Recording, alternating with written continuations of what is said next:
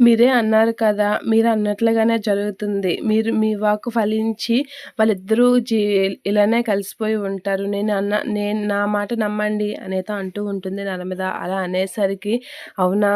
నీ వాక్కు ఫలించి అది జరిగితే మంచిదే అమ్మాయి అని అంటూ ఉంటుంది వేదవతి. చూసారుగా అని చెప్పేసి బయటకు వెళ్తున్న నర్మదాను, ప్రేమని, ధీరజ్‌ని చూపిస్తూ ఉంటుంది నర్మద. అలా చూపించేసరికి దీన్ని మన మాటలకి ఇదే నిదర్శనం.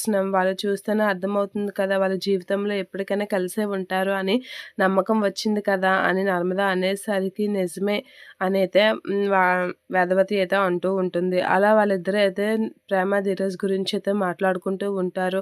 మీరేం కంగారు పడకండి అత్తయ్య వాళ్ళు కలిసిపోతారు అని చెప్పేసి అనేసరికి నిజమేనమ్మాయి అని అనేసరికి నాకు తెలుసు కదా! అలా మాట్లాడుతూ నర్మద అయితే వేదవతి భుజం మీద అయితే చెయ్యి వేసేసరికి ఏంటి చెయ్యి వేసావు అనంటే అత్తయ్య మీద చనువుతో వేసాను అంటే అత్తయ్య మీద చనువుతో కాదు నీకు నాకు అసలే మాటలే లేవు కొంచెం దూరంగా ఉండు అనేది అనేస్తూ ఉంటుంది.